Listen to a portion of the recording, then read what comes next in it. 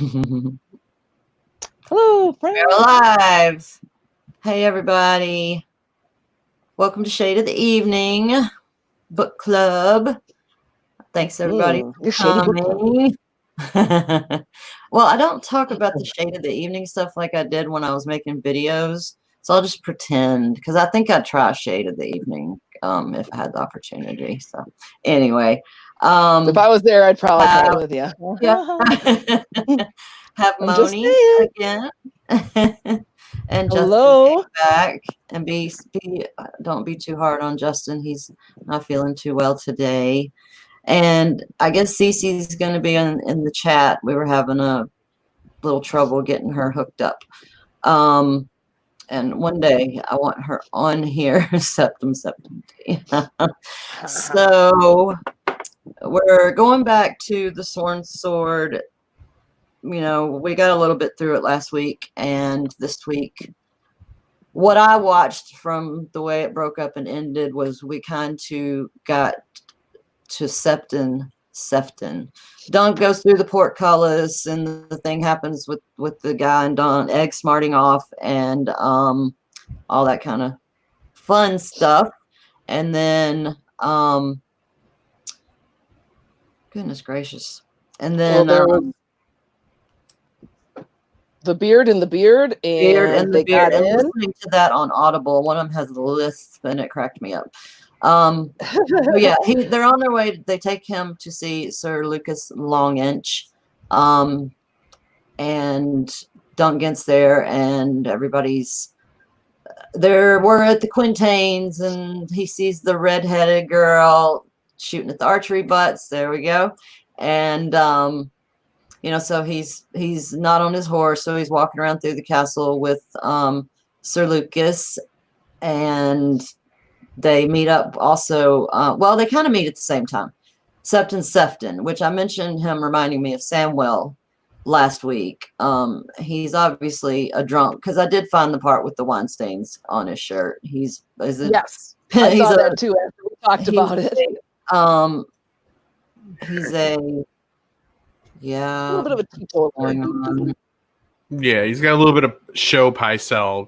Yes, you know, flatulence. Yeah, he reminds me of like a bad cartoon. Oh, yeah. Character. But he does give us insight into Daemon, you know, into like the other side, the rebel side. So like we get like some good exposition about, you know, first Blackfire Rebellion, and this is really, I mean, the Sworn Sword.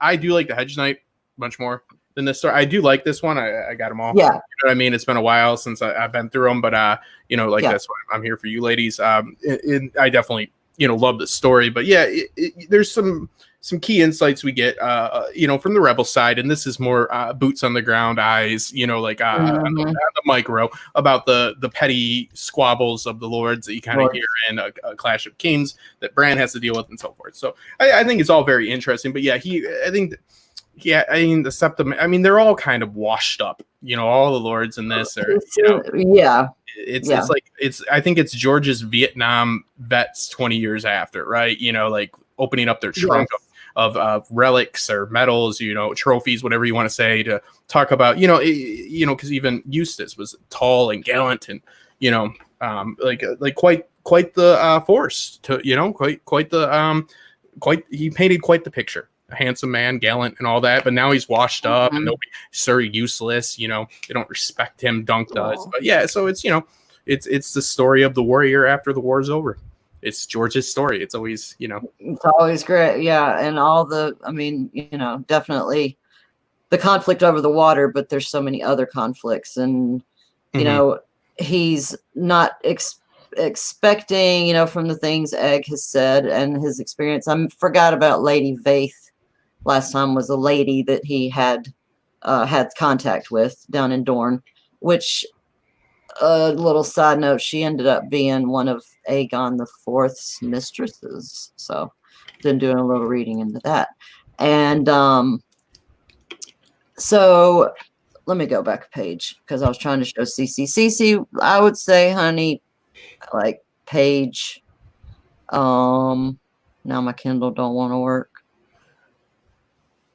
Give me a page number, like 172-ish. Yeah, it sounds so a little bit before that. 179. Really? Oh, wait, You what? went that far ahead? Because we didn't get to the part last week about they meet him and he says he would call himself Sir Sefton with the clouds about his ears, and there must be really big hedges in the Reach, and Yep. he is Oh, sorry. he's 170, standing there. not 179, just 170. Okay. You okay? Sir Lucas is tall and sinewy, and I was just gonna mention that I have two neighbors, and one is 6'7", one is 6'9", and I'm around 5 feet tall, like 5'1", actually shrunk. And standing next to those guys is very intimidating. Like I might come up to like a little above their waist. So well, he's quite tall because they mentioned they cite, I believe, right, Duncan's height exactly in this. That is it Aemon who takes it? It is Aemon. Okay, yeah. See, you got a better memory than I thought with this fever. But yeah, they take it, and he's like an inch under 7, and then so what is we're talking like 6'4" here for Lucas. 6. Don't guess is around 6'7". Yeah, well, it's extremely tall. If this is supposed to be the 13th century, if this was supposed to be pre-gunpowder age, like so in the West, I would say, I'm about 6 foot, about like a centimeter under, so like I would be extremely tall. So just imagine how these men would be giants, and that's the thing about, they must have big hedges. Hedge knight sleeps in the hedge, Fun fact. He says that Sir Lucas Longitch is 6 feet and 7 inches, and each inch is prouder than the last. So he definitely has, what happens with Rohan's father, and we'll get into that, making him think he's as hot as he is, hot shit as he is. Excuse my language. That was just kind of what popped out. But yeah, I was about to say, hey, House Sanchez. And so. And hello, Robbie, and Steele, and Mrs. Duncan. Everybody's here. Yes. Oh, there's Mandolin. And Mandy. Hey, Mandy. Yeah, I saw you on Facebook today. Okay, well, I love, even though, they kind of talk about that, but his name, the Septon is Sefton, okay? Yes. And he's like, oh, it's unfortunate, that's my name. So, like, I will, from here henceforth, always be calling him Septon, like Caesar, like pizza. So, because it's just funny. It is a funny name. Sefton, but Septon is good enough. And how they describe him, how Dunk describes him, is a round white pudding of a man in, like, silk robes, because he's so sweaty. So he's kind of glad that somebody else in the freaking kingdom is sweating, but this guy is like, you could just kind of picture him, a little doughboy in a soggy doughboy. Ew. Yeah, I think a lot of the story is like George refining his prose, like honestly, like like everything is like, from the stained teeth and so forth. Like it's very descriptive. And this was a series of novellas that had like Neil Gaiman, Stephen King wrote some, like I think it was Legends. It's called Legends. That might be wrong, but this was published around 2003. This is a series of novellas by different writers, disconnected. Of course, George is right in his world. But not surprisingly was late. There was going to be 10 stories in it, and they ended up hiring somebody else, and then he got his in like just in the nick of time. At the deadline. And so that's how it ended up in here. And Stephen King did a ton of coke and wrote 4 in like 2 hours. So that's what he did. So the endings weren't great, but he finished. So I watched a good podcast. The podcast that floats down here, and they were doing some Stephen King stuff, and it was the one Needful Things, and I was like, that's what they did on Rick and Morty, because I haven't read that book in years, and they were like, yeah, that's exactly right. So anyway, go ahead. Oh, sorry, go ahead, Kara. He's just funny. Like, this whole thing is very, like Carrie and I were talking earlier in the week, it's a very comical scene. Like, it's just like from the round pudding Septon with sweaty robes and soaked robes from sweat. And so happy to see Dunk. Dunk assumes he's drunk right then. Well, you know? Right. Yep. And so they bring him in, and he's super excited to see him. And then Lucas can he has to talk. Yeah, he has to talk to the lady of the place, and so you have to go through Sir Lucas first. So, and that's the guy that we were just talking about, the super tall guy. Looks down upon and Knights, not as, right, not as tall as Dunk, but so he brings him in, and we find out later that he's kind of the bulldog of the place, right? Yeah. Even more so than we already knew. And it's what happens when you put two alphas, like, because Dunk is big, but Dunk is not aggressive, right? He's very kind, and he has a nice disposition. He is, pleasant disposition. Exactly. So I mean, he obviously is very durable, and we see that, and I know you guys will get to it, but yeah, it's interesting because it's a nice dynamic. This guy's intimidated. Lucas is intimidated. He doesn't like. Yeah, he's very intimidated, and you start to see the weakness in his character. Well, Dunk is already sensing it now because the anger is what he says. There's definitely a tension in the room with me. Yeah, before he says that hedge knights are beggars with blades, and outlaws at worst, and we don't want you here. And he's like, "Well, sir, you just sent me to treat with the lady." So go ahead, Mom. Right. And it's funny because then this next part, you're right. Like he says, "Oh, you're evil and this and that." So the Sir Septon says, "Sir, forgive your evil ways, and the mother will have mercy." And then he totally busts. I know. Then he totally busts wind, and he's like, "Oh, forgive me for my wind." But it's like that just kind of tells you like what this atmosphere is. It's just like, "Oh, yikes! A terrible hedge knight. Forgive. The mother will forgive you," and then bust. Yeah. So it's just like, and I was telling Moni, like, I'm an adult, but fart jokes, like, I know it's childish, but it's just hard not to laugh. I'm not downing on it. I have somewhat. I don't know why I'm so bad. I hate it. I bet you do. I had a feeling you would. I cannot stand it. It really bothers me. It really does. I don't know why I won't get it, but that's just me. I don't think there's anything objectively wrong with it. It's subjectively my perspective on that. I have some issue with it. I want to say something for Thunderclap, and I went back through because I saw this comment, and it's a very good observation, and it was from like when we were still on Ashford Meadow. No, we had just started this, and he or she, I'm not sure, sorry about that, brought up that when Brienne and the wagers going on with the Knights, is that at Bitterbridge when she's with Renly's host, wherever it may be, and the guys have the wager about taking her maidenhead, that Owen Longinch, which would have been one of Lucas's descendants, actually is part of that wager and tries to rape her, and she kicks his butt and knocks him on his ass in the fire. Yes, go Brienne. So if people believe that which George has said that Brienne is Dunk's descendant, yeah, it's canon. How it's canon right now, but yeah. And so that was an interesting. We don't have a family tree that Thunderclap brought up. So really appreciate that. And I had been I wrote that down to make sure that I said it. And the Septon looks at Longinch and he's like, Osgry, I didn't even think they existed anymore. So even as much as this guy seems to know, like, some things, and that was just maybe just isn't paying attention to, because it doesn't concern him, because it's not wine. That was something else that I have about, like, so they're talking about somebody, they sent him over, this guy's from the Chicken Towers instead of Steadfast.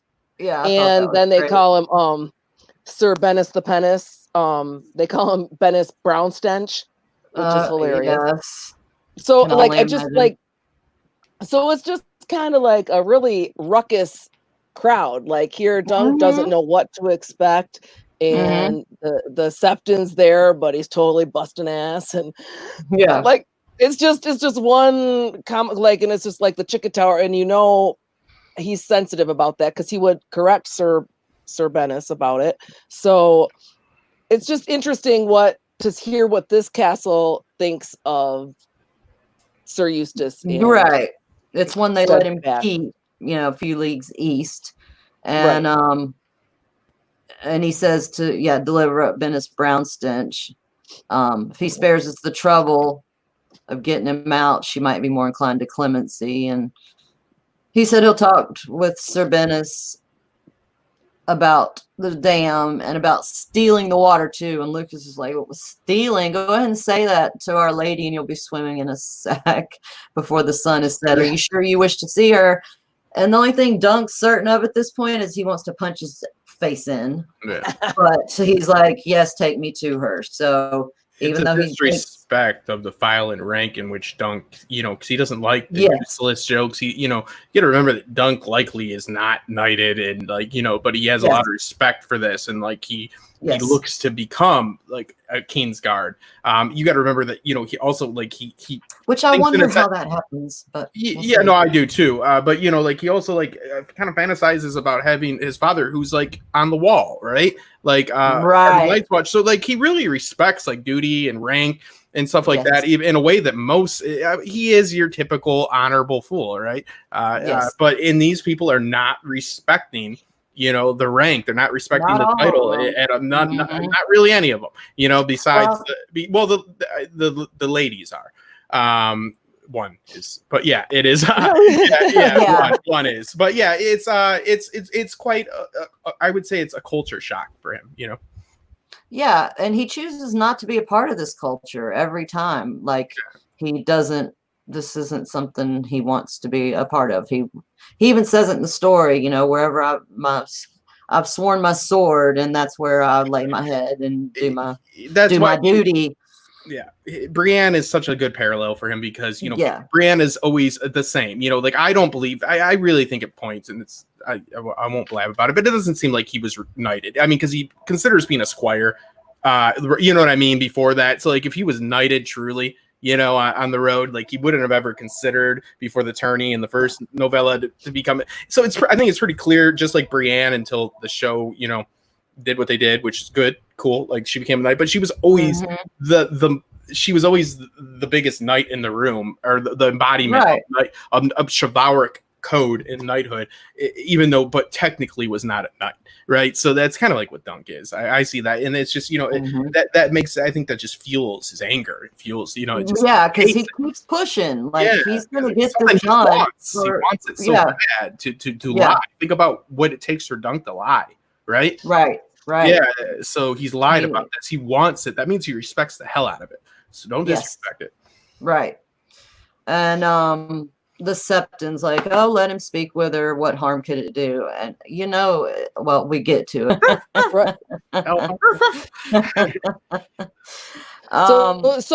So Sir Lucas brings him right into this into the little courtyard.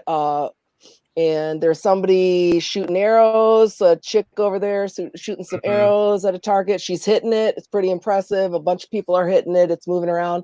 And then he brings them into, I think they bring him into the sept almost. He talks about the seven-sided, right? Yeah, he sees the seven faded on the wall or something. You're right. Yeah, that's right. They're coming out of their devotions. And so okay. So like they were singing and stuff. So yeah, he brings them up to this chick who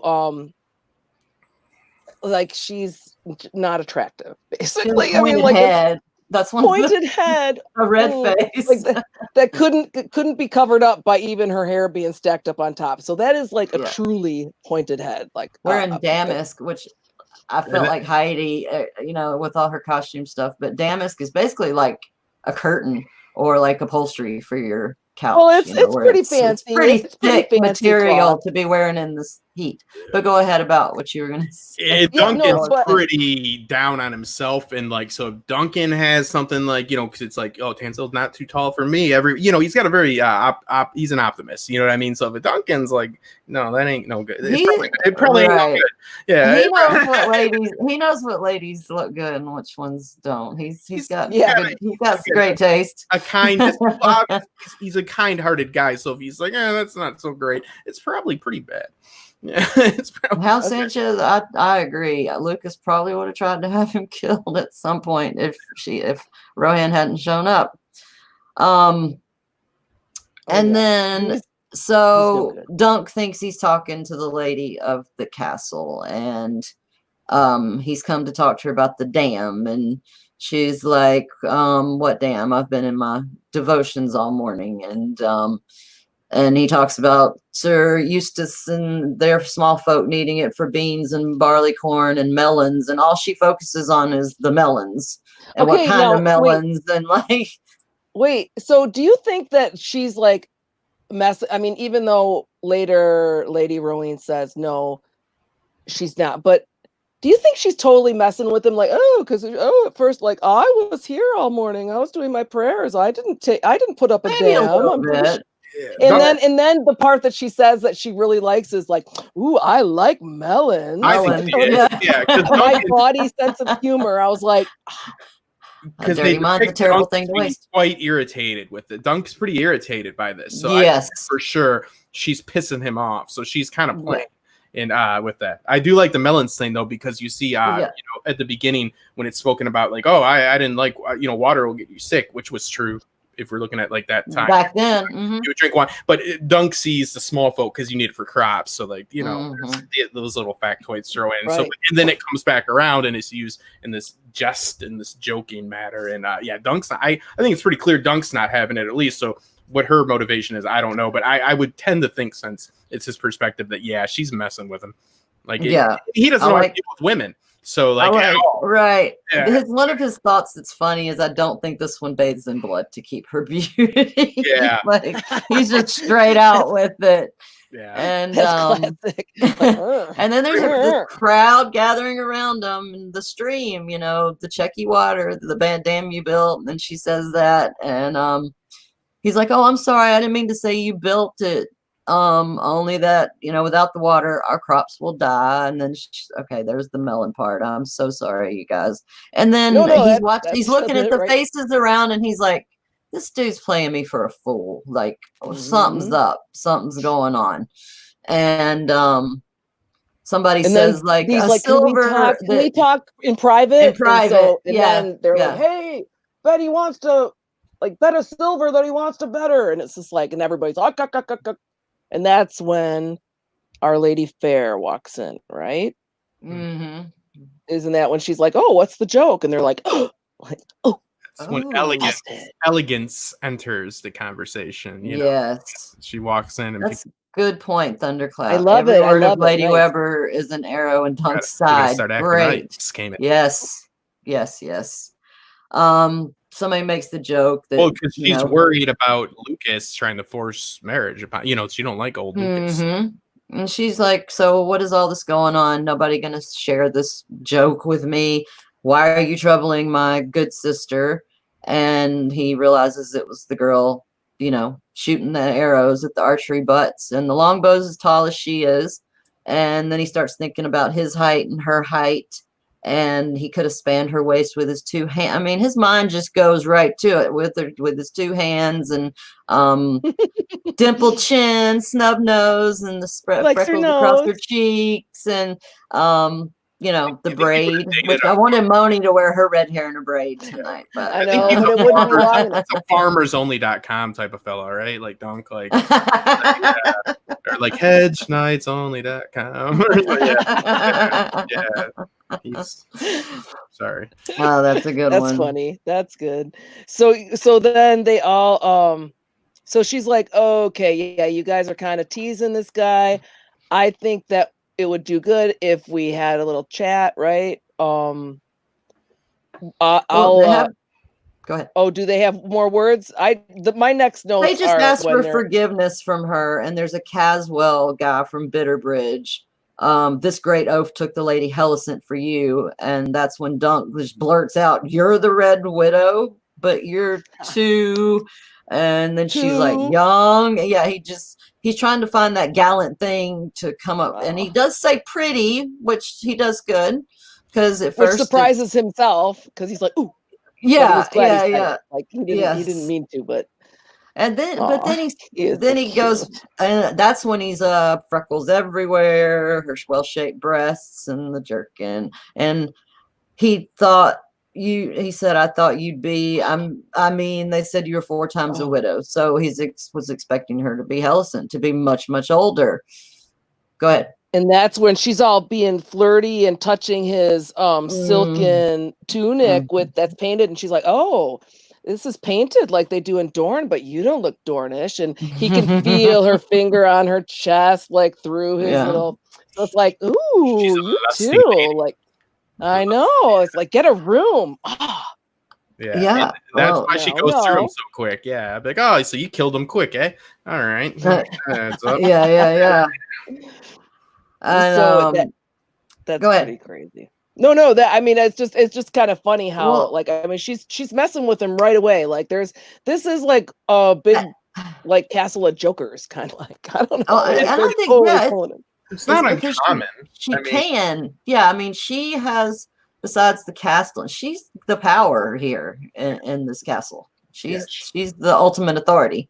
So she is the tallest midget, or whatever the preference. You know what I mean? Here it is. Well, yeah, whatever. But you know what I mean? I get what you're saying. And then, like, you see this depicted a lot with, like, the ladies, you know, like of Anne Boleyn, that'll mess with, like, you know, Cromwell or something. If you watch, like, Wolf Hall, and then when Anne Boleyn walks in, then she comes in. So it's like, you know, they act like very, you know, it's very giggly and very, like, childish. And then when the lady comes in that they're serving, you know, that their ladies for that when their mistress, whatever it's called, comes in, then they got to act right. It's like the teacher came in, but then then the other game, then the real game, which is terrifying, starts. No, she definitely was married when she was 10. Like, I know. Back then, I couldn't. I don't know how they.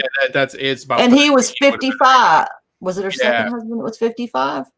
That's I don't know. Insane. She has quite a few, like 4 husbands that we're aware of, right? Yes. And then she did.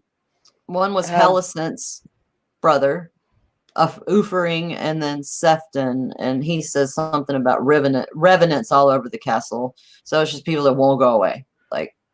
They just won't go away. They don't have anywhere else to go. So I love that reference. I mean, if we're like, that is a plague of plump pink locusts done up in silk and velvet, like that. Like you said, Justin, like, it's such a great visual. It's like, oh, I know exactly who the revenants are. He's refining his get him out throughout this whole it's good. It's really good. I love it. I love it. So sorry, I jumped ahead, and that was all super, like, important. You're right. Their first little interaction and, like, little flirty flirt, but messing with him. And then she's like, okay, well, let's go, like, retire in the Solar or wherever and get some wine.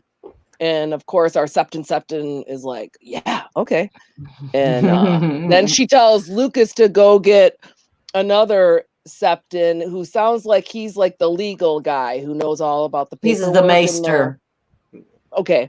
And sorry, maester. And and he's like, okay, I'll bring him back. And he's like, no, you don't need to come back. Just have him come. Like, basically she's trying to tell Luke, back off, man. I can handle this guy.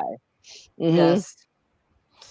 It is actually. I guess I get it mixed up in this, especially this novella. The Maester and Septon, they basically play the same. And I know the difference. Please don't lecture me in the chat, people. Trust me, I know the difference. I read the wiki. All right, I read all the books. I've been there. I've done this. Been doing it. But for all intents and purposes, like, they're pretty interchangeable in this story. That you could see an essence of Pycelle within the Septon here, like you said. And this is the game, and it's a power dynamic as well. She's testing him. She's putting him on tilt.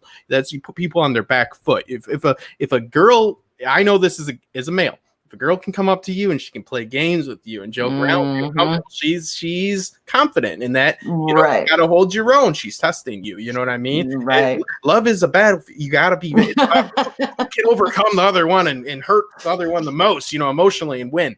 Yeah, that battle. No, it's a joke. But but it is true. No, it happens sometimes. Well, it happens a lot. It's a power dynamic. It is like, hey, who's better? Who's more desirable? Yeah.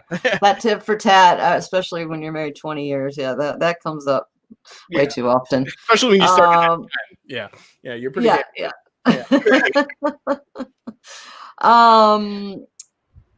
Then he tries to talk about before they wait, you got to the part where they were going. Well, the next part is like where they're sitting around, and then remember, he asks, oh, before they go in to go meet and wait for her because she's going to change into a gown. That he wants to give her a that he gallantry. wants another power. Yes, but he also wants Dunk, his squire, to come in. He asks, like, he was left out, like, to tend the horses, but is it okay? And she's like, oh, he must like rank pretty high. And he's just like, he doesn't give any explanation. I kind of like that. He just, but like people make their comments still. But so he does get Egg in there, and then which so was as they're going, I'm interrupting, but it is like a big decision throughout this, right? That Egg brings up to him that it looks more professional. Like, you're gonna look more badass, bro, if you get a squire. Sorry, I just right. Like, this is very much so like, you have that classic young child telling the old goof how to like, how to conquer love and how to, like, act around women and all that. So yeah, and he's telling him, he's like, dude, you better bring me. You're gonna look pretty sweet. And Dunk's like, whatever, bro. And then he's like, hey, I'm pretty glad that I listened to you, kid. Yeah. Yeah. Sorry. Yeah, I love it. Oh, I was actually right in there, good. Right. Yeah, because Dunk says he's 20, but he also says he's probably actually a couple years younger. So there we go. Okay. And I'm sorry he likes how 20 sounds. That's cute. That's so cute. Yeah. So when they mention lay good, which made me think Egg comes up and he whispers, don't drink any of the wine, right? Isn't this where he says that? Like, don't drink it. Remember, no, we had got it was at first like her looking okay, she's looking at Dunk's thing and not believing that it's his fault that all that happened in the yard with the Hellicent thing. And then I don't know if there's really any meaning behind it, that she thinks it's an oak and it's an elm, because she talks about how tall they are. But that's when she's ready to take them to their audience chamber. And you may send for wine. He's like, must I? Well, okay. Yeah. And so I don't know if you want to show the picture of her with the archery thing. Oh yeah. So he thinks that when she smiles, she looks like a pretty girl, full of mischief and laughter. So yes, got a crush on her. And Egg, don't drink the wine, sir, whispering when they're in that audience chamber. And it's fancy in there with the tapestries of old battles and the rushes. And Dunk's like, she doesn't need to poison me. She thinks I'm some great idiot with peas porridge, which sounds really gross. Even I do like peas between his ears. Between his ears. And here comes Septon. And then of course, which says, yeah, I'm fat, I'm not deaf. So not deaf, yeah. Yeah. And she happens to like peas porridge. Yeah, she does. And he mentions that the wine, the poison, gives it a certain piquancy. And I had to look that word up, and it's just basically like a better flavor. Yeah, that's where he's not landing some of his his pros like it with the tree reference. Yeah, they're not all landing. Yeah, but he's trying to be descriptive again and relate to nature, just like he does in the later books. But right. Some they don't all. David. So he pours wine for him and Dunk and some water for Egg, and of course Egg is like, I am not drinking that. No way. Arms crossed. Like, there's the picture. Yeah. I'm not doing it because like these guys are all poisoners. Of course, in this, it's kind of cool to hear his perspective because he is, royalty. So this is the rumor of the castles, right? Yeah. About her and what happens and what goes on. So, they could be poisoning all.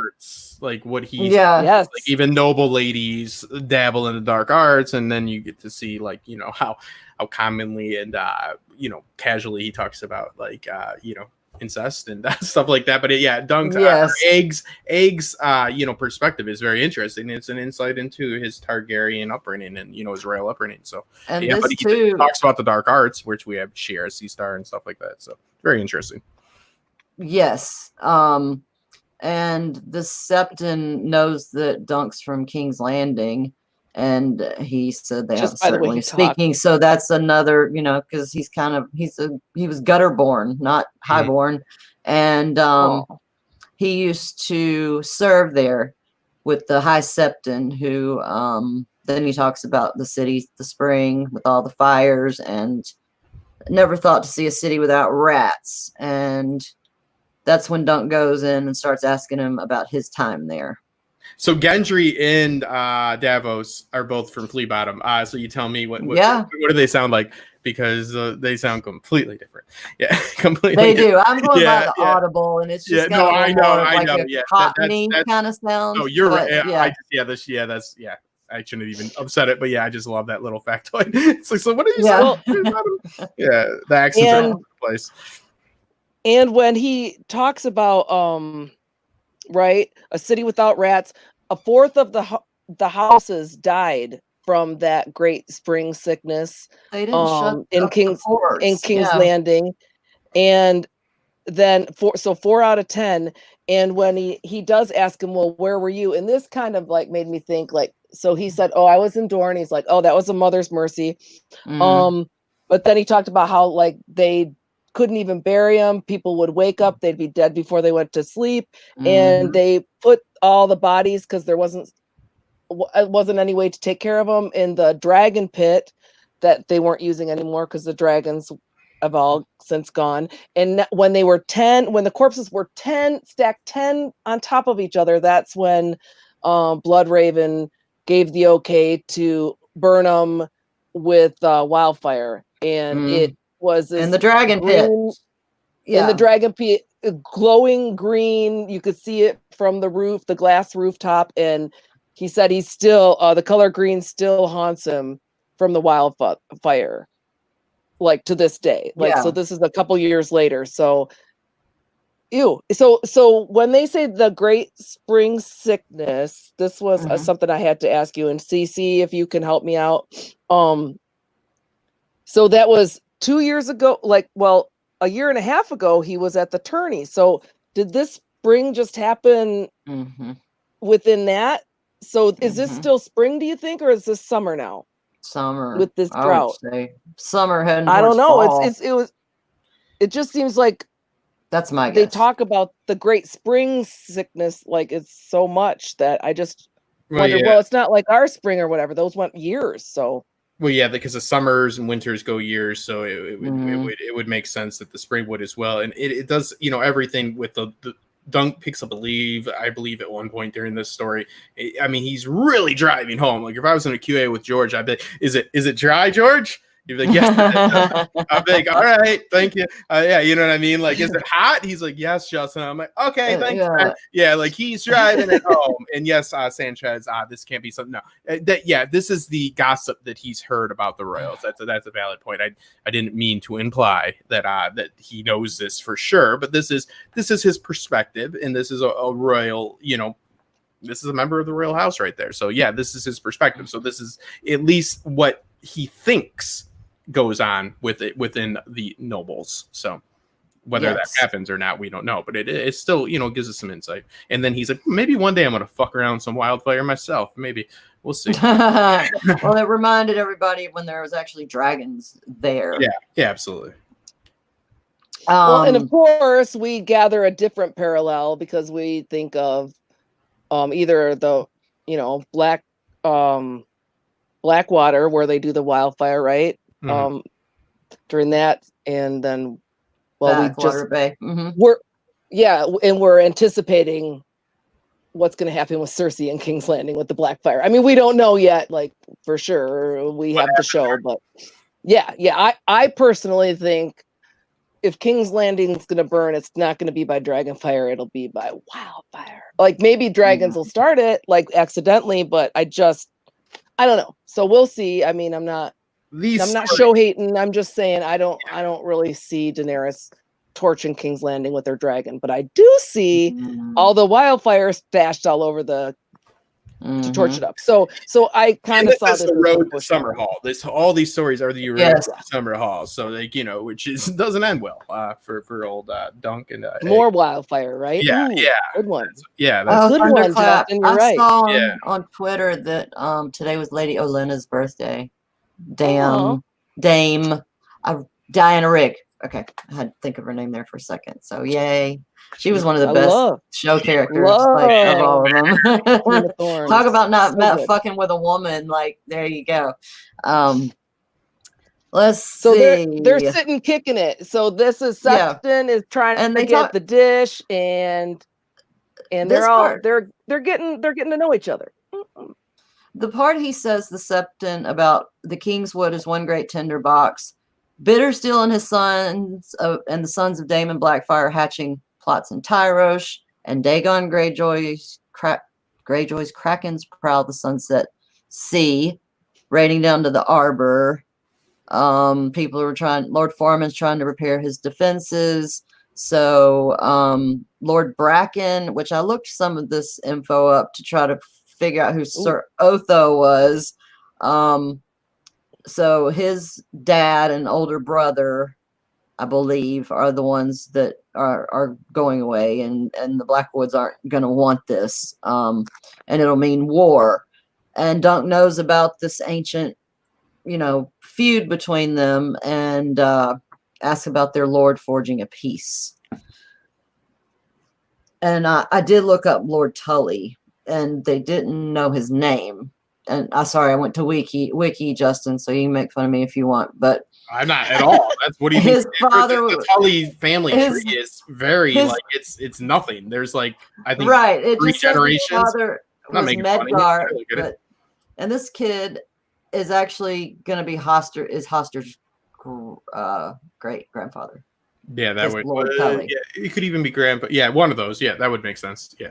But yeah, I mean, that family tree is not. Yes, there was not much to find. Yes. Yeah. And Cece or any one of y'all know, like, if how far back the Bracken Blackwood thing, was it before it was Aegon that this was an issue?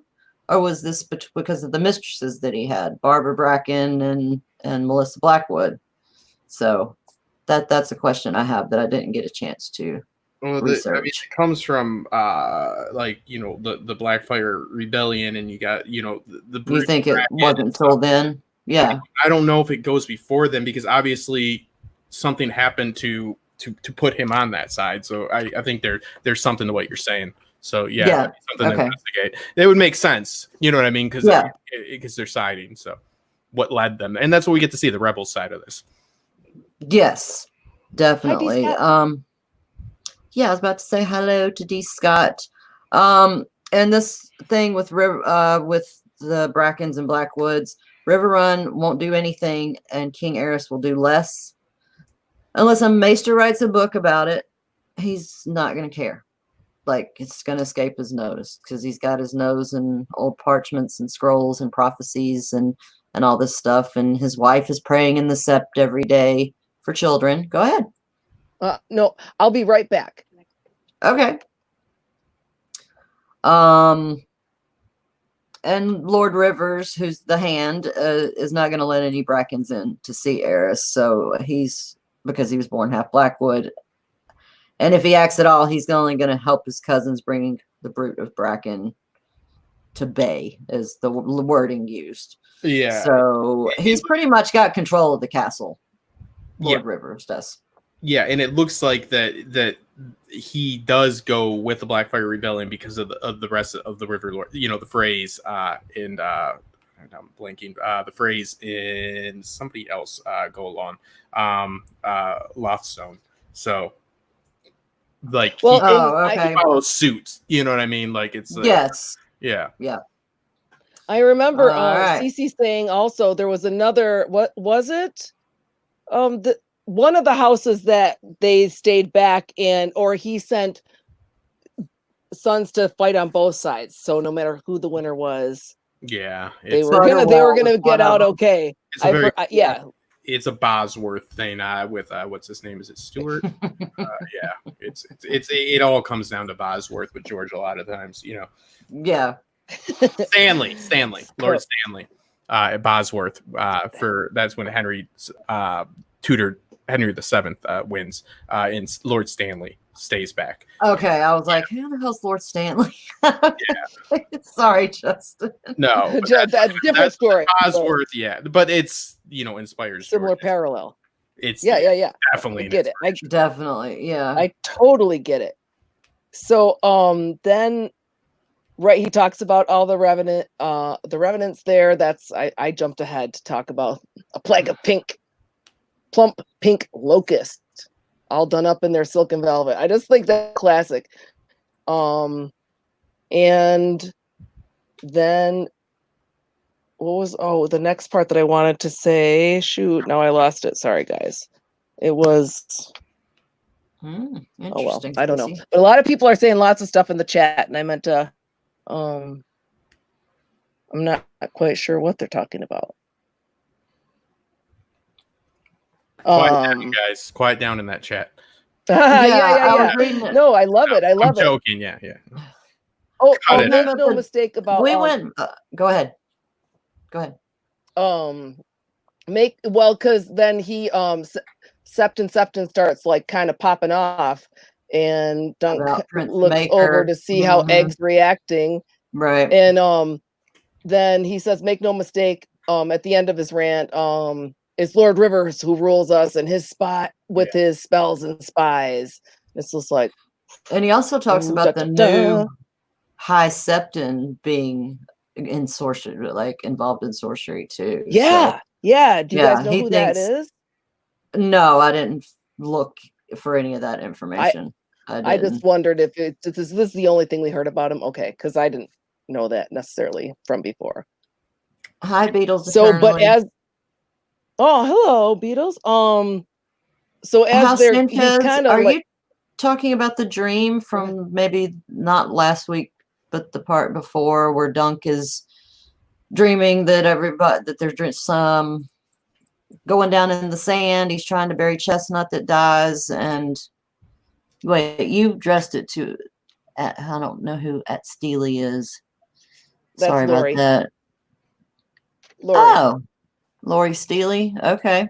Yeah. All right. I got a white balance. Sorry, it's getting. Really Do you have a whiteboard? Yeah, I have to go focus. It's getting fucking really hot. Sorry for my language here. Yeah. I'm sorry, honey. No worries. Yeah, you need to go. It's okay. I just a bit here. Okay. Yeah, it's getting with the fever and the heat here. Yeah. I'm literally heating, or melting. I am literally having a summer haul here. Oh no. Dear. Which is a great parallel for our story, but not for you. It's worth it. It's worth it for the parallel, baby. Come on. Right? Just to watch you melt there. It's just as hot. Yeah. It's just as hot as in our story. Just look at Justin. He's getting redder and redder. Yeah. But also kind of sucked, so you know what I mean? Do not die on us, buddy. You need to hit it.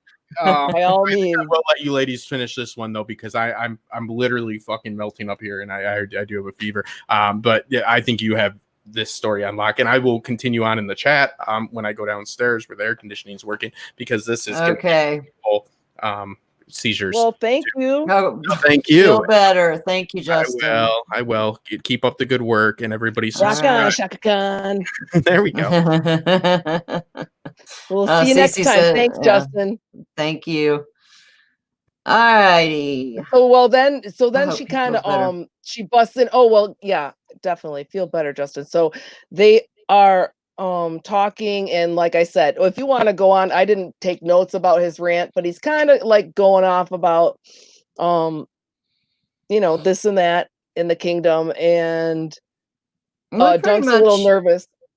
Dunk's a little nervous, like, oh, how's Egg taking this? And you could tell that he was kind of biting his tongue. And then somebody says something about Lady Rowene being barren, and he says, not if it's within her earshot, or they'll find themselves inside a crow's cage. So I think that maybe those guys that we saw at the very beginning of this story were put in there by Mhm. Lady Weber, not by, Yeah, because I just assumed it was Bloodraven, right? one's tongue was taken out. Yep. But like no, like so this chick, right? Like here we Right. got her like flirting, but like what? How? She's a spitfire, no doubt. So she kind of walks in and is just like, yeah, and you've got the biggest mouth in all of Westeros. He also talks about Gerald, like, oh, sorry, okay, yeah. The Caswell guy hangs around, and Laygood, which always makes me think of Bronn and Jamie, because he's like, the night with the thunderbolts on his shield. Yeah, fuck his wife down here, and she's a screamer. So yeah, that brings that to mind every time I hear Laygood. It is what it is, Kara. It is what it is.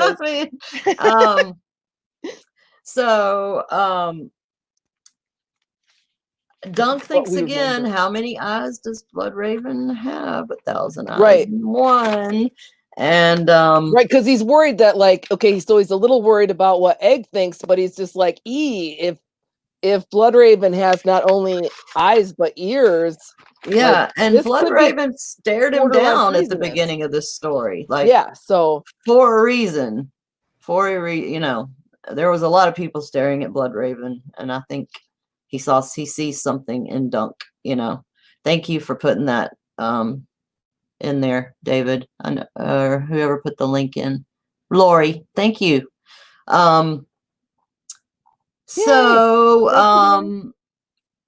He hoped, that he didn't have a bunch of ears, because something was Sefton is saying sounded treasonous, and Egg is like struggling with all his might to hold his tongue. Yeah, and his sister Lady Rohan's gonna be a while yet, because she's excited and she's gonna try on a bunch of gowns and see how she looks. Yeah, the first 10 will not be found to suit her mood. Because it was also, he's like kind of saying, well, because he was hoping that maybe he was a suitor from King's Landing. Exactly. And he could tell that she did like him. So yes, so that's kind of the Septon's hinting around, like, and basically he kind of lets out too that, well, she has to get this under locks before after her father's 2 years after her father's death, she must be married, or the castle goes to his cousin and they're kind of but have lots of babies, lots of heirs. So even though he makes fun of him for being flatulent, even though he shouldn't say anything because he tends to be himself. I mean, this guy is funny. Like, I know. He makes me laugh. He's like the round jolly guy who's like, oh, forgiveness and no fighting and piety. yeah, oh, bless you and whatever, but like, cool, let's all get along. And so I think he's funny. Like I was pretty, so she comes in and she's like, yeah, and you've got the biggest mouth in all of Westeros. And he's like, oh, like Lori said here in the chat, a large belly requires a large mouth.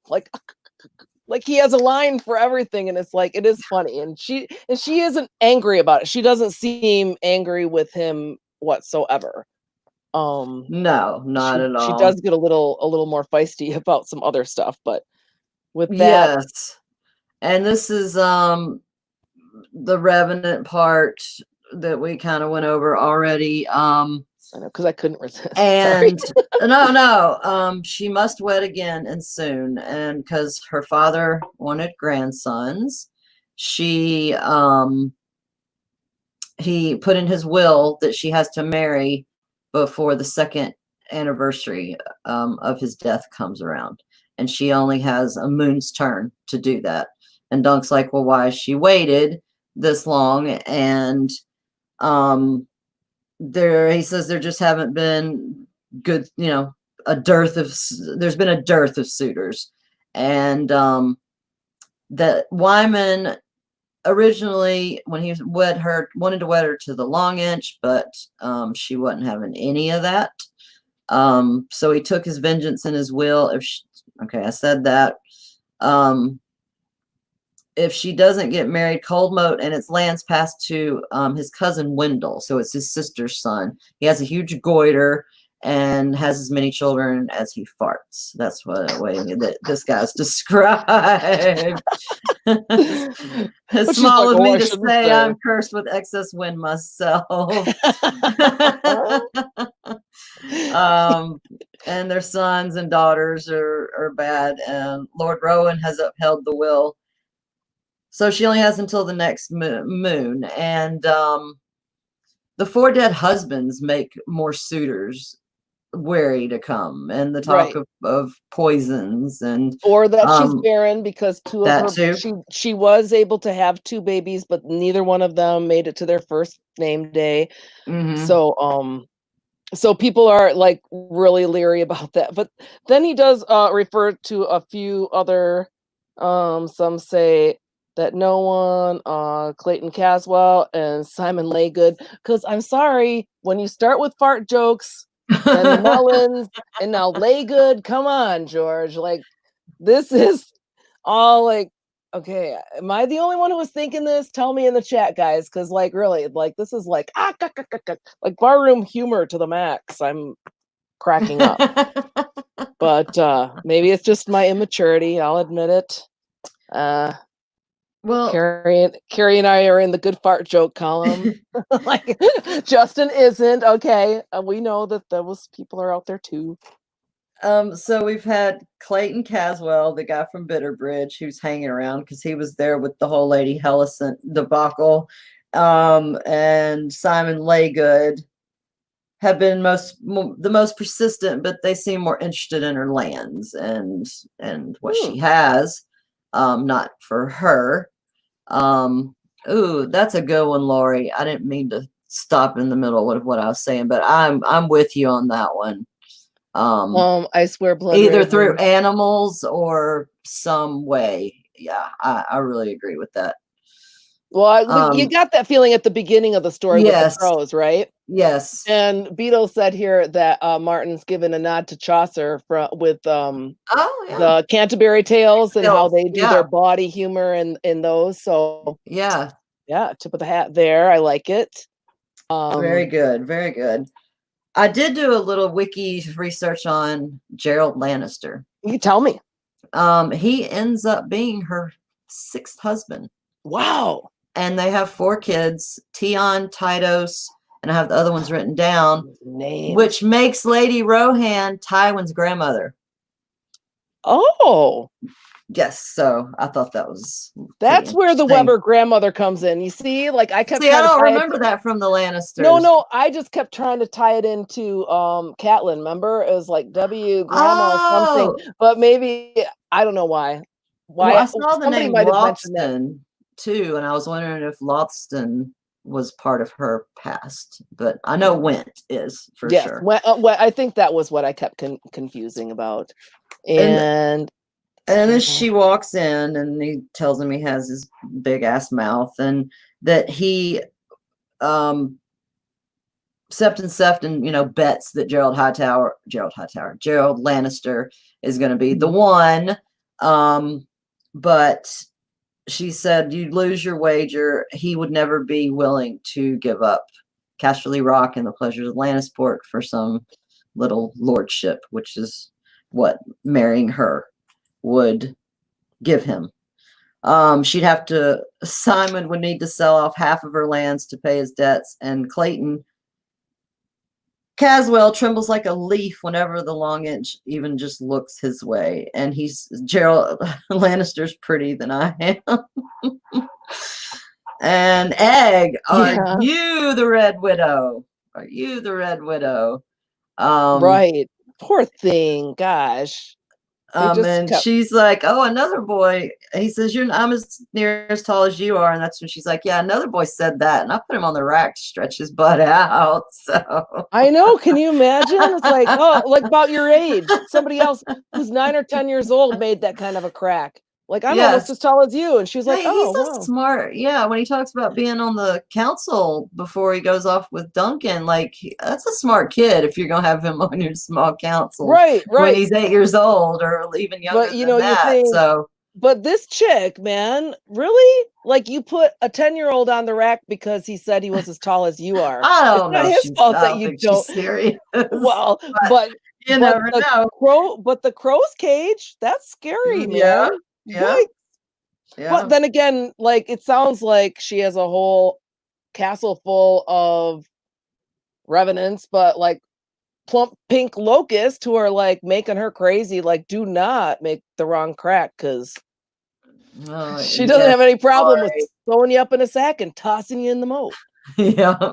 Like, Arya was a lady. Arya has always been one of my absolute faves. Oh, you think Arya would be? Yeah, I guess maybe she would. She wouldn't take any shit if she was running a castle. No way. Well, yeah, but that's like not mean. That was just a fact. Like, she's short. Like, that's not a mean thing. Like, you think she's just kidding around? Comparing their height, like, or anything. I'm just comparing their way. No, I know, but I'm just saying, like, but I don't know that reacting. I think that she might be able to take a joke better, but who knows? Who knows about these highborn ladies? I think it would be lowborn, right? Are you talking about Duncan, CC? I'm assuming. Antsy ass. All right. I like how the braid is described as a cat sleeping in her lap. She takes it and puts it over her. Yeah, because that's like Dr. Evil. Like totally. And I love this illustration with the the spider web, like yeah, it's up there in the above her, but yeah, like looks totally Art Nouveau, not intimidating, kind of like with the long braid. Oh, well, she's being casual, but I'm intimidated for sure.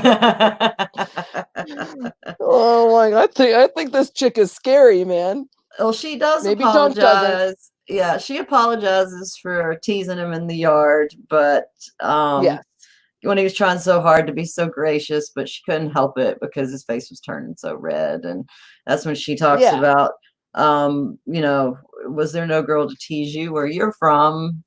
And he goes ahead and says King's Landing. And the kind of teasing in King's Landing, you'd lose a toe. So holy shit. Right. These kids are crazy. Lori, you're so right. I feel that is exactly. Oh, I pushed the wrong one. But Lori says her braid is her best friend. yes, and you could tell that later. Like it's just like, well, and golly, it sounds like she needs them. So, but we know she's proficient at archery because she was, totally hitting the mark out there. And then she looks good in a gown, and he's trying his best to be gallant. And she is like flirting and teasing him like crazy, and he just kind of wants to change the subject, like get back to the issue at hand. And she's like, oh well, we can talk about more unpleasant things then, like fine. If you don't want to talk about growing up, because Dunk basically doesn't, not that he doesn't remember a whole lot, but he would just rather not remember about his time in King's Landing before Sir Arlen. Yeah, because and remember, he thought maybe he snatched him out of there like at 3 or 4 years old, but I think because he's so big, he probably looked like he was probably 6 or 7. You know what I mean? So even though he was younger than that, so he probably doesn't remember a whole lot. What? Look at CC. They sell tiny braids at the Cold Mo gift shop. I know. I needed one. You did. I was just like, but like it wouldn't have been long enough if I would have braided it. Like, and I was trying to be clever. I don't have the props that you do. I'm jelly. But yes. Oh, please. So she smiles and smiles and makes him wish she was plainer, and says, I saw you standing with Long Inch, and it's been a while since he's met anyone he could not look down on. and he's not happy about it one bit. And Cece, I did the same thing to my Barbie's braids.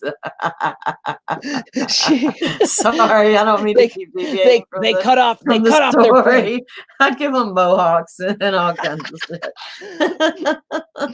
And this is, you know, when he thinks like, you know, I had to have had a mother and a father, like everybody else, but he doesn't even know their name. And nobody in Flea Bottom had ever cared much when he'd been born or to who.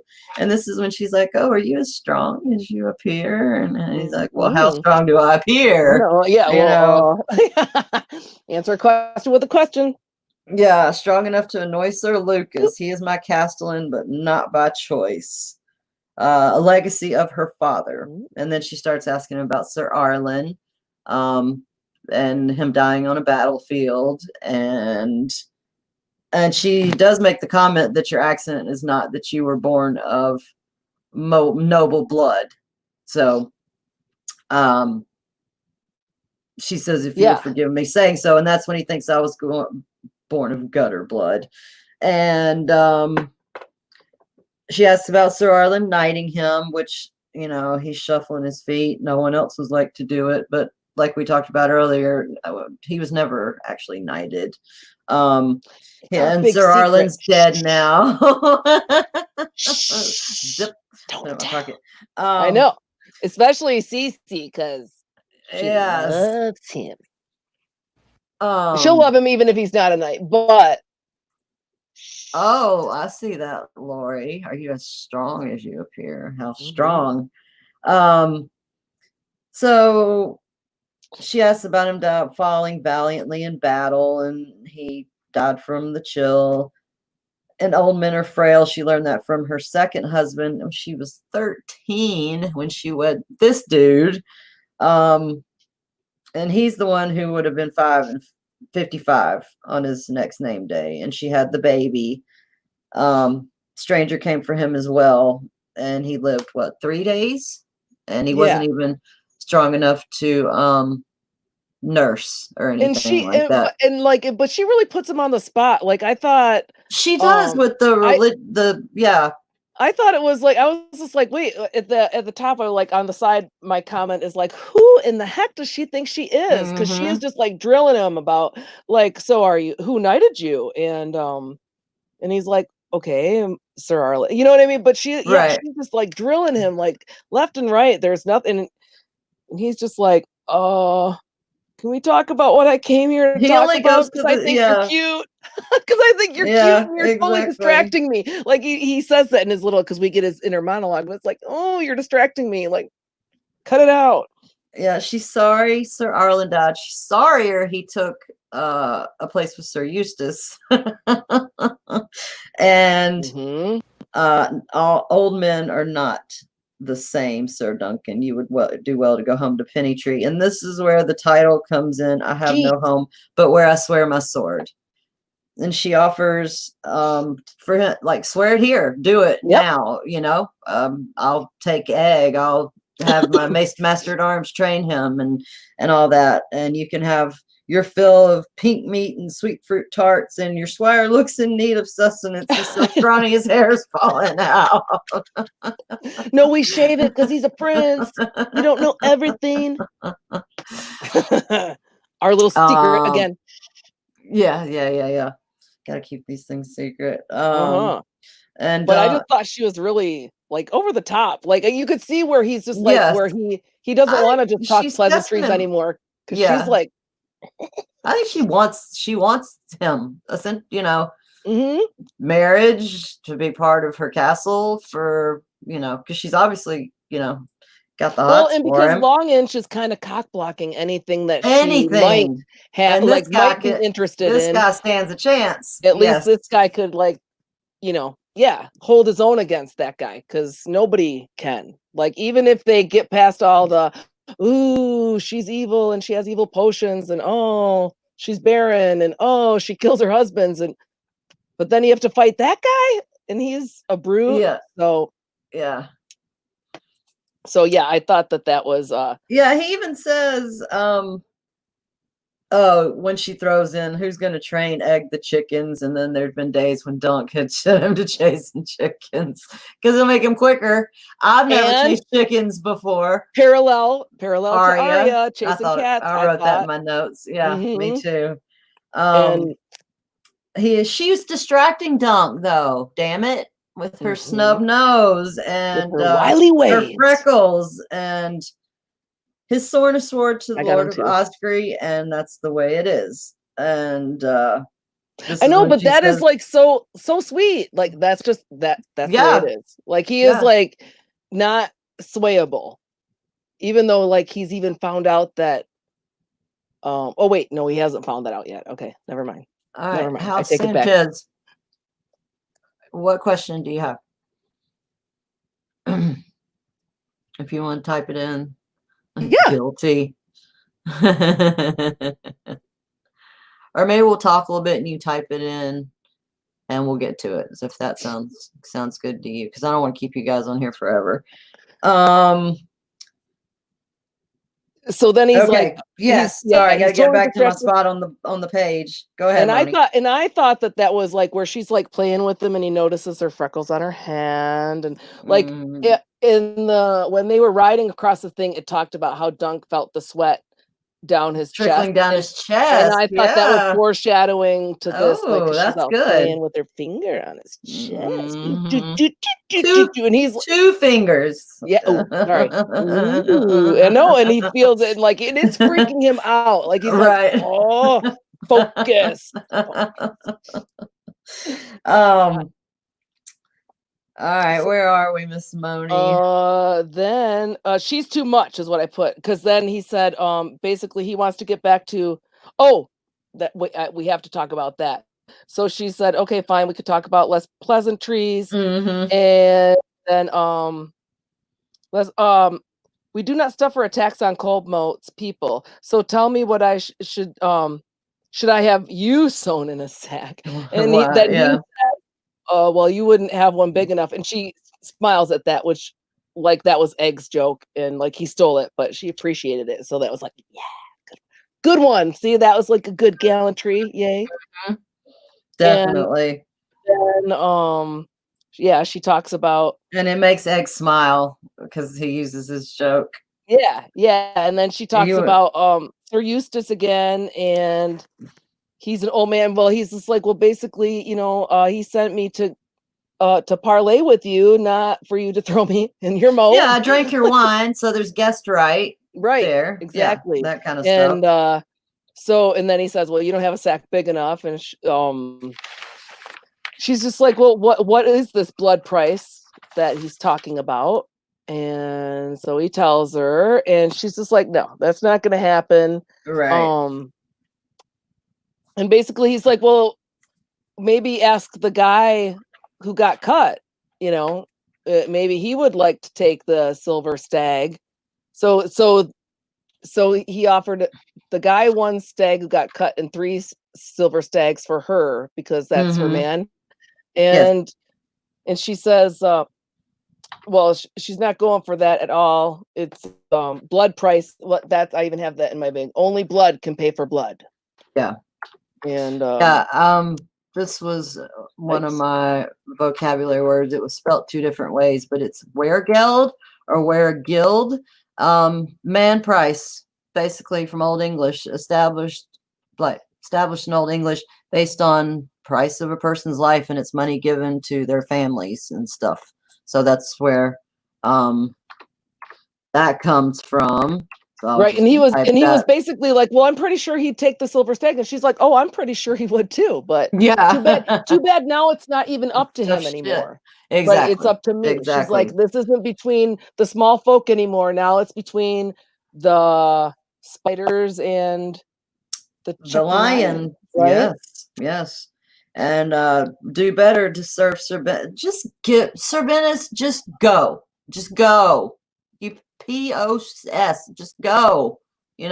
But actually, at that point, it's not even up to him, because it's up to Sir Eustace, and Sir Eustace isn't going to send him over. Like, really? Well, yeah, but I mean, if Sir Bennis wanted to he just doesn't give a shit. He could go over there and handle this. No, but he also predicted this is starting in water, it's going to end in blood. Remember, that was the very first thing he said. Just leave it alone, Dunk. Walk away. But Dunk couldn't do it, so here we Thunderclap. That's good putting that together. I didn't Thunderclap is brilliant. I love it. Yes. I'm so glad you come. I know. So what does he say? So we're a man. Why not for Geld? In Geld for that gold. man Bennis cut. Yeah, okay, you said that already. It's Bennis I want, and Bennis I shall have. No one rides onto my lands, does harm to one of mine, and escapes to laugh about it. And Dunk was like, well, you rode on to Standfast land and did harm to one of Sir Eustace's, and it's the notorious sheep stealer, guy. And she's like, I asked him 2 or 3 times to stop. I asked him twice, and on the 3rd time, I wasn't going to ask again. And the king's law grants me the power of pit and gallows and egg. Yes. Who knows this stuff? Yep. On your own lands, you're allowed. As soon as she says it, right? Yes. It's like power of pit and gallows. But you can, a clever boy, if you know that much, you also know that landed knights have no right to punish without their liege lord's leave. Well, and I also had a t-shirt moment. Like, I've got t-shirts all over this dang book, right? So where she says, I do not ask thrice. The king's law grants me the power of pit and gallows. So she might ask twice. That's it. Yes. Yes. No thrice. No thrice for the Lady Webber. No. And see how she's playing with her braid there, wrapping it around her. I mean, I would use it to think with. Yeah, I can see me playing with that. And how Thunderclap, whoever it was, picked top 3. I'll get to that. It's gonna take a little bit of thought. Yeah. Now we're getting to the tea. What was it? What's our question? Oh, it was, if you could. Oh goodness. What 3 people would you take on vacation with you from the world of Ice and Fire, Duncan, or Egg stories included? So let's not forget to do that. Okay, yeah, no, we will get back to that for sure, Sanchi. Sounds good. All right. Depends on like what kind of vacation it was going to be too. Yeah. Lady Olenna. Yeah, she should miss the. She's hilarious. She would be fun. But. So he's gonna tell Sir Eustace. Oh, she says she'll just slit his nose. Like if he just comes over, does what he should, and not make me come in there and drag him out, I'll just slit him on his nose. But and that'll be the end of it. But if he doesn't, then I can't make that promise. And so Duncan's gonna tell Sir Osgry, but he's not gonna give Sir Bennis up. The dam was the cause of all the trouble. So that's what you were just saying. If your ladyship would consent to take it down. And this is when the maester pops in. The water, takes care of all her small folk. They have twice as many as the Chicken Tower. And wheat and corn and barley and half a dozen orchards, apples, apricots. I'm not going to get through all that. She has the best horses in the reach. And Dunk's like, well, he has, well, so he just has these things too. And then Egg jumps in and is like, hey, you're taking water for your moat. This is all bullshit,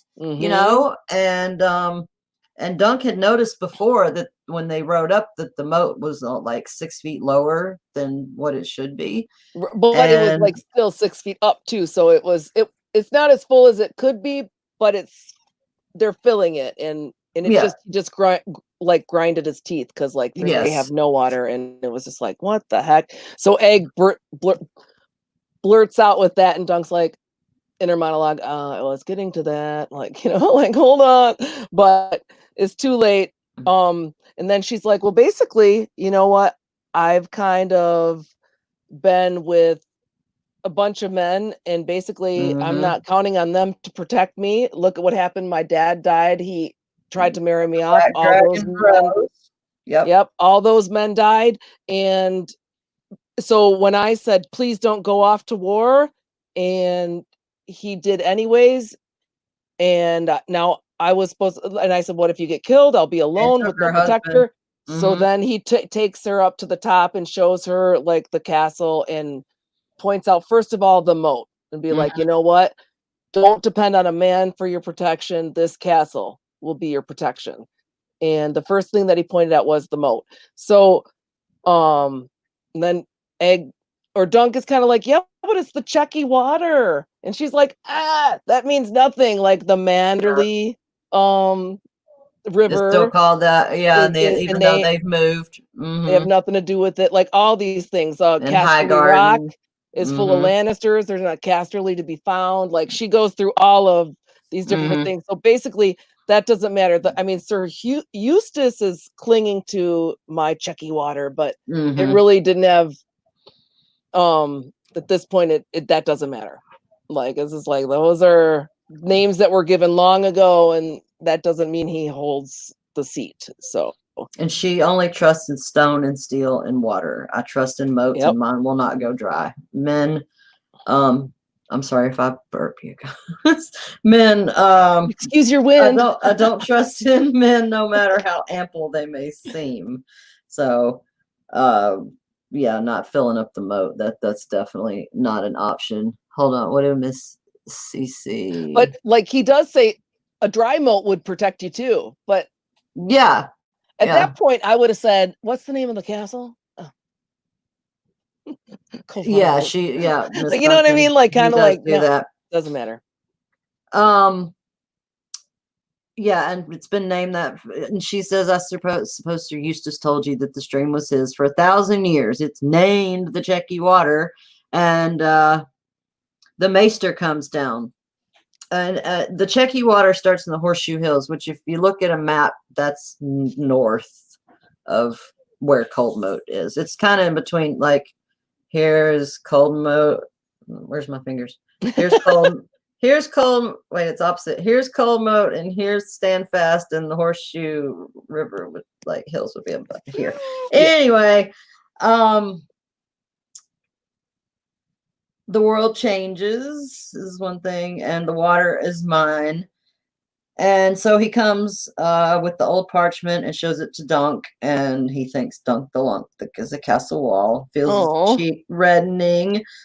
He takes the parchment like very gingerly, and he can't read it. His head. He can't read. Right, he can't read a word of it, and he's like, "Oh." He does recognize the seal. The seal on it, but then he's like, "Oh, I can't really make out this word. Come here, Egg. Your eyes are better than mine. Check this out for me." So then Egg comes over and reads it really quick for him, and basically, while like they're behind the thing, is like, basically, it says that she's got. He asks him about one word, so I'm wondering. Right. Like no, I think that was just like a fake out to like. Okay. I think it was just a fake out because he doesn't really know any of the words. He recognized, like you said, the seal on the thing, but basically he's like, "Oh yeah, come over here and read this for me." So basically, Egg reads it really fast, so then he knows, like, to tell him, it's all hers. Like it's all hers, basically. Yeah, she has a paper. He felt like he'd been punched in the stomach. Yeah, feeling earlier today. Oh yeah, Tyrion would Egg, what's this word? Okay, I'm not sure what they're talking. So I have a bunch of dang. Excuse me, my side notes are dang, oh no. Like this. So this turns ugly quick. Like yes. All of a sudden, he's just like yeah, Sir Eustace died in service to the king. Why would he take his water away? Yeah. Right, he doesn't. Like, I don't get it. And then she says, if King Darren had been less forgiving, he should have lost his head as well. Right. Here's the shoe dropping, and like Dunk's like, yes. whoa. Like you could just see, like, if it was a movie, everything would have gone slow motion. Yes. Like, what? He's like trying to understand this because Sir Eustace talked a bunch of stuff, but he didn't say what side he was fighting for. So exactly, it comes out now that he's a rebel. Yes, rebel and a traitor. Chose the black dragon over the red because he wanted his lands back that he lost from. Was it Magor or Maker? I might need a little help with this. And I think it was Maker. Yes, because he spoke out against the Faith Militant. Yes.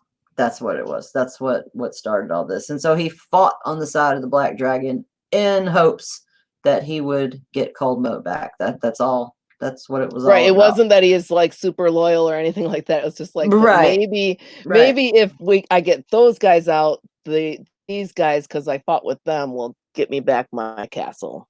Yes. And she says his son paid for his treason with their life's blood. And his daughter was given to the king's men as a hostage, and his wife threw herself from the top of the tower. Yeah, that's so sad. Did Eustace tell you that? I didn't think so. Yeah, this is the moment of truth. Dun dun dun. Magor, thank you, Cece. And he says the black dragon out loud. Thinks you swore your sword to a traitor. You ate a traitor's bread and slept beneath a rebel's roof. And he's groping now, and he's like, but the black dragon, that was 15 years ago. This is now, and there's a drought. Even if he was a rebel, Sir Eustace still needs water. And she's so, well, he better pray for. Well, he better pray for some damn rain then. I know. I totally see, and in my notes I wrote, bitch. Bitch. I'm like, oh, because like, of course, everybody's been praying for rain. It's not coming. It's hot. It's so hot. Yes. And so then Dunk remembers what Sir Eustace told him right before he turned around and went back home. Like, if it all goes to shit, which Sir Eustace kind of knew it was going to, bring this up. Like, here's your trump card. Like, play this one and you'll be fine. So he does, and he says, what about in memory of your son? And if you will not grant him a share of the water for his own sake, do it for his son. And she's like, his son? And he's like, Adam. He served here under your father's page and squire. And she's like, come here. And he does, because like, what else is he supposed to do? And then she's like, kneel. So he does, because what else is he gonna do? Yes. Whack.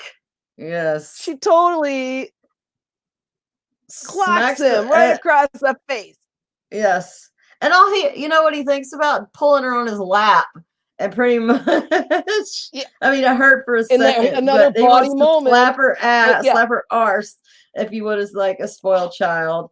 But then she'll scream, and 29 will come bursting in to kill me. And that was cute. Yeah, he wants to put her over his knee. Yeah. You dared appeal to me in Adam's name, so get the hell out of Cold Moat. And look at he's like, I never meant. Yeah, I never meant. Like, totally, like what? Get out of here. He's like totally yanking him along. I know, he doesn't know what, because Sir Eustace told him that, like, well, that should work. Like, if all else fails, try maybe plead for this. No background. I would be so pissed at Eustace if I was Dunk, like, just at this point, right? Just way past it. Yeah. She's gonna find a sack large enough. I'll find it. Yeah. Go ahead. Okay. Jinx. Bicycle. Go ahead. I will find a sack large enough for you if I have to sew it myself. Yep. And then she, do you understand me? Fire and blood is what? Only fire and blood, or she will come after him, right? She's gonna. Sword. Yep. Oh, fire and sword. Sorry. Fire and blood is a different house. Yeah, fire and sword. And she wants Bennis the Brown Shield. by the morrow, or she will come for him herself with fire and sword. Do you understand me? Fire and sword. And then Septon is like, that was very unwise, sir. Like, what were you, like, basically, what were you thinking? And Dunks thinks he knows what it is to bear a wound like that, because he still feels guilty about Ashford Meadow and the 3 good men who died to right. Well, he says like, well, yeah, but Eustace said she was fond of the boy. He was like, fond. She was in love with him. Like they only kissed. He was only they kissed a few times, but they were crazy in love. When it was her husband who died in that fight, it wasn't him who she mourned for, it was for Adam. So that's really sad. Oh no. And so I don't know who Justin picked for his 3. Sorry. I have to go back up. So Sir Eustace brings Sir Bennis quickly. Elsewise, it will go hand on him, and it will go very hard. And like I said, we're kind of getting the feeling about, okay, she does not joke around. Like I said, I chalked up those guys in the crow cage to Bloodraven. No, it was this little chickie. Yeah, this little chicky water, chicky. Yeah, and I'm scared. I'm scared of her. I'm scared for all of them. So yeah. So this is when is this the dream? He wants to know. No, that was before this part. Okay. Actually, what was on the paper, and it's a grant of rights to Wyman Weber, which is her father, from the king for his leal service in the late rebellion. Him and his descendants granted all rights to the Chequy Water from the Horseshoe Hills to Leafy Lake, and they also have the right to take deer, boar, whatever animals they want to hunt in Wattswood as much as they want to, and cut 20 trees each year. But the grant's only for a time. If Sir Eustace is to die without a male heir, Standfast would revert to the crown, and Lord Weber and Lady Rohan and Coldmoat won't have the privileges of Wattswood or anything in it anymore. Right. It doesn't say anything about taking the water away from them, does it? Well, basically, yeah, it does. It's the water there. too. So like they can do whatever they want with it. Yeah. So well, that would make more sense. Right. And his head. Okay, hold on. Yeah, his would revert to the crown. And Dunk says all they left the old man was a tower to die in, and exit, and his head. His grace did leave his head, even though he was a rebel. And he asks Egg, would you have taken his head? And that's when Egg goes into serving on the small council, and Uncle Baylor and Lord Bloodraven would fight about that. And this kind of a Robert Baratheon thing, like if someone is willing to lay down their sword, then there's a less chance of them taking it up again against you and killing more people and innocents too. Lord Bloodraven is kill them, and then no more seeds of rebellion will be planted again. So whereas he's like, well, if you show mercy, maybe that would, I guess, both are. It all depends on what your end game is. Like, and he asked why would Sir Eustace rise the king against King Darren? He was a good king, brought the Dornish into the realm. And Dunk's like, you'd have to ask Eustace, but he knows the answer, and it's because he wanted a castle with a lion on the gatehouse. But all he got were graves amongst the blackberries. So that didn't work out too well. No. And then he says, sir, the fat Septon said my father was sulks in Summerhall. And then he again with the wind comment, words are wind. Like And one sure little part I'm going to throw in there is yep. Sir Eustace had played him for a fool. He said his sons died fighting for the king and let me believe the stream was his. And then it's nighttime and they went to the dam because Dunk was like, I'm going to tear that thing down. Right. They go the long way. And now they it's thought, getting dark. yeah. Yeah, I'll take it down myself. But when he Yeah. got there, he found out that Longinch had the guy standing there with the bow and arrows, and they heard him coming, so they were ready to shoot him if they tried to start anything. So they just kept going, and he was like a little worried about getting lost in the woods because it's so small. Like, I hope I don't get lost in this tiny wood. That'd be really embarrassing. But then he talks about like how he said my father sulked at Summerhall, like, and I thought that was, and he's like, well, and then he's like, well, my father doesn't sulk, and he's like, well, you do. He's like, he might sulk. He's like, I don't, like, do I? And he's like, yeah, you do a little bit, but not often. Otherwise, I'd clap you in the ear more. And he's like, you did clap me in the ear at the gate, and it's like, aw. I just thought, like, so here's them walking in the woods. It's getting dark. All right. Scared boys. It's not haunted. He says, if I ever gave you a whole clout, you'd know it. The Red Widow gave you a whole clout. You don't need to sound so pleased about it. No one ever clouted your father in the ear, and maybe that's why Prince Maekar is the way he is.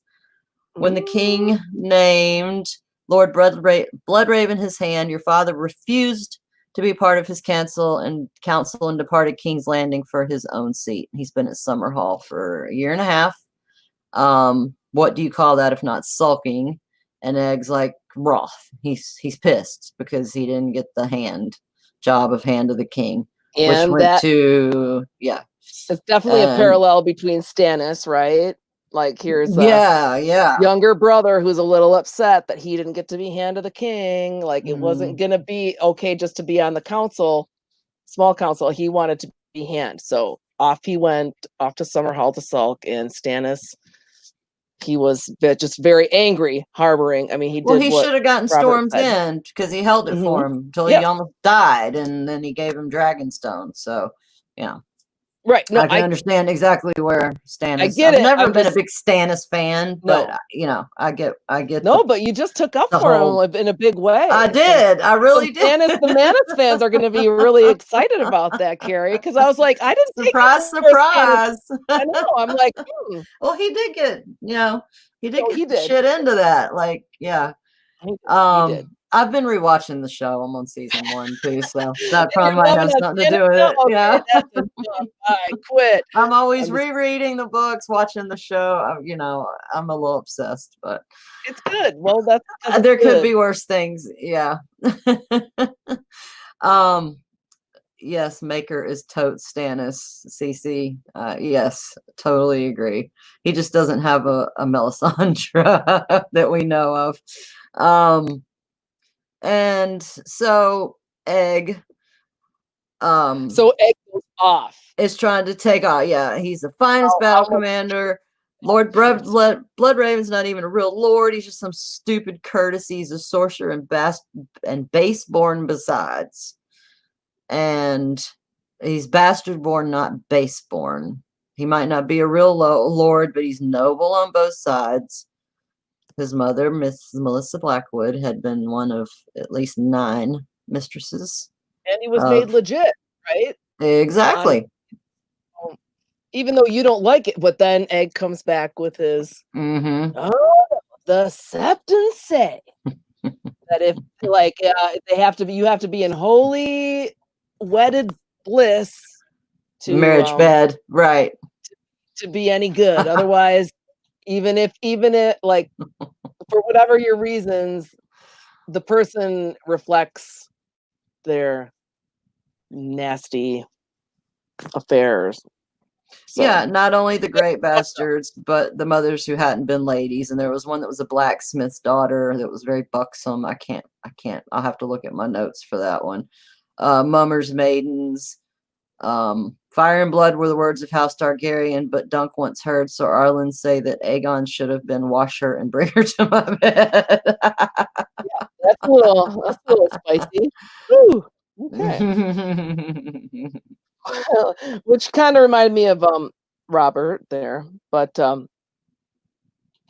I just thought it was kind of interesting to see Egg go off Egg's the way wondering. he did. Yeah, but he, you know, Judgerson here, but that's also how he's. And he's also a young boy, and you believe what your septons are teaching you, and this is what he's been taught, like that children born out of wedlock, not blessed by the seven, those people were no good. But if, you know, even if like your brother and sister, as long as you're married by the church and you have babies, those guys will be the good rulers because they were blessed by the seven. And then Dunk comes out and says, did you ever think that maybe I could be a bastard? And of course, that never occurred to our young hero, Egg. And he's like, you, sir? He's like, yeah. You are not. Yeah, I don't know. I never knew. I don't remember my mom.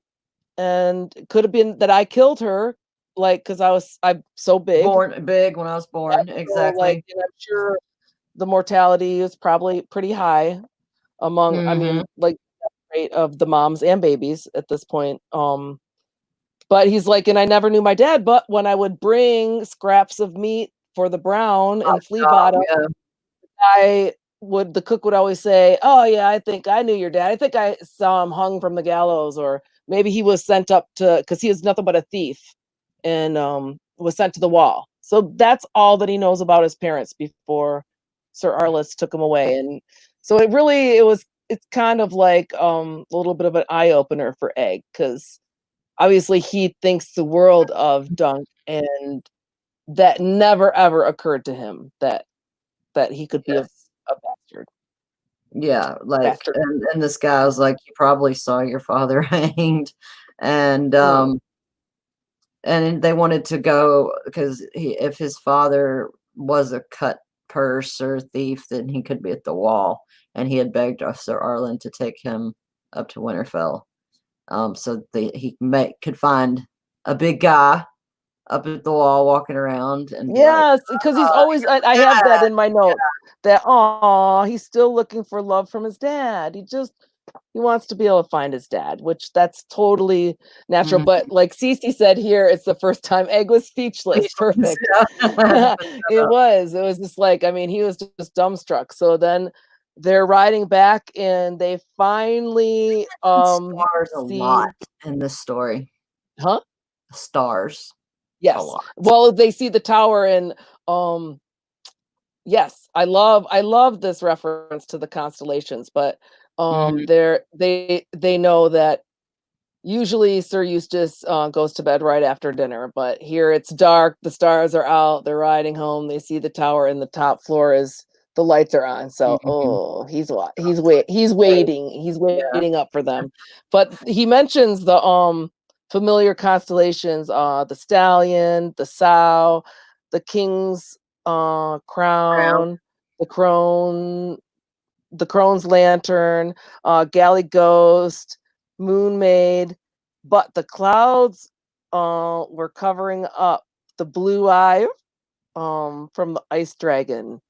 Blue eye, like, so it kind of sounds like that's the North Star, right? That's kind of what they're referring to, but like, ooh, a blue eye from an ice dragon in the north. Foreshadowing. Yeah, for the next story, that's for sure. So and that's kind of where we end. He gets to the tower, and now they're gonna have to talk to Sir Eustace, and Bennis. And Bennis is there waiting too. Woohoo! Yeah, they could smell him a mile away. But poor Dunk. Like even though he could have, like, man, like, what a day, you know. After being like betrayed and in hearing that, like, he could have just jumped ship right there and said, okay, you know what? I'll be your hedge knight. That guy was totally hired me under false pretenses. Yeah. Screw you. Like, but he's like, so now he has to go face his lord who totally disappointed him, who I think he was kind of also looking to as a father figure, kind of. I mean, I think Dunk kind of wants to believe the best of everybody and tends to idolize these father figure guys. Well, yeah. Knights too, for sure. So, but that's where we end. So anyways, I didn't get to see all of the who would I want to go on vacation with? Is that the question? Where are we going on vacation? Well, all right. We're going to Jamaica type place. Okay, I'll go Carrie. back there. Okay, so who will we bring with us? Wait a minute. Okay, I'm gonna pull this up that Justin said, brought up multiple times. Fandom, but if you made us, yeah, it would, Justin, definitely. Oh, that is some tinfoil. Never heard that before. Never heard that before. That's interesting. Thank you, David. I appreciate that very much. Okay. Nice. If I were to get to go back to Jamaica, I would have Tyrion with me. Very good. I would have. He drinks and knows things. That's a good guy to bring on your vacation. I like that. I like that. I would have the Hound with me. See, the Hound scared me, but like I do see his arc. I know, but like all I can think of like how he scared Sansa so bad, but because I think she's like emotional warrior that like she could see inside that he wasn't like all bristles, but otherwise he scares me. Like I don't know that I take him. Mom's favorite character. He's not that, but he's not. It doesn't seem like that much fun either. Like it's just. Well, he'd be good for protection, but like I think Tyrion would be a blast. Yeah. I'm trying to think of a girl that I would actually like to hang around with. Daenerys, Arya. I don't know about those girls. It's like including Dunk and Egg. I really like Dunk and Egg. I would take these two on vacation with me because I think Egg is hilarious and I think Dunk is too nice. Like I mean, he's totally fun. I know I'm married, but I might, I like Tyrion. That's a good one. But who else? Sam might be fun to take on vacation. Thought about him. Yeah, it's a lot to pick from. Wow. Yeah, that is a lot. A lot of and then Carrie was talking about next week we should be able to finish the Sworn Sword. It's a mouthful. Start on with the Mystery Knight and get to Maynard Plum and Bloodraven actually showing up. And I can't, you know what, I have absolutely no recollection of this next story, so I am super excited because everybody keeps saying, well, especially our dear Cece, Mrs. Duncan the Tall. I think, Lyanna Stark. Yeah, Lyanna Stark might be a chick who I'd want to hang out with. Nice. Why Joanna Lannister? If you don't mind me asking. Ashara Dane. Dany would, Steele saying Dany would get way too much attention, but if we got to hang Are you just thinking of all the hotties of the kingdom there, Thunderclap? Like, because Ashara Dane is supposed to be like drop dead gorgeous, right, with her purple eyes. And, yes. And I'm assuming Joanna Lannister was quite the looker as well, because I can't imagine Tywin ever being with anybody less, right? Yeah. They were cousins, and Aerys was after her. Everybody kind of, right? Yeah, that's true. Oh yeah, I would probably take Dunk and Egg in. Maybe not Egg because but I think he's pretty funny for a kid. I think he's pretty dang funny, and you know what? Truly, I kind of always really liked Robb Stark. Yeah, like even though he died right away and we didn't get POV chapter out of that guy, I thought it was.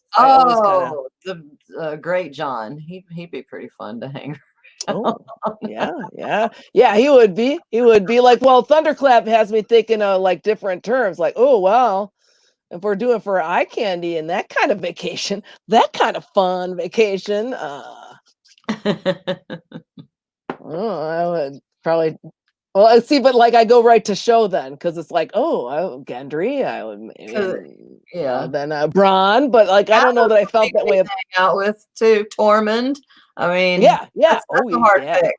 I'll have my 3 next week for sure. All right, that sounds for sure. I'm gonna have to think about this. Awesome. So, did we miss any other questions, you guys, from the chat? I'm sorry if we did, but I know I have my trusty comrades in crime in there.